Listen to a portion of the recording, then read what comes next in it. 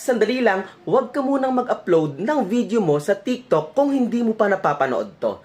Alam mo ba na merong bagong tool si TikTok ngayon na kung tawagin ay Creator Search Insights. Ito yung ginagamit ng mga baguhang content creator ngayon para kahit konti pa lang yung followers nila or bagong upload pa lang yung video nila, ay nagra-rank na yung video nila sa search result. So, paano ba gamitin to? So, buksan mo lang ang TikTok app mo, punta ka sa search bar, search mo ang Creator Search Insights. At dito, makikita mo yung mga trending na topics na sinisearch ng mga tao ngayon na gumagamit ng TikTok.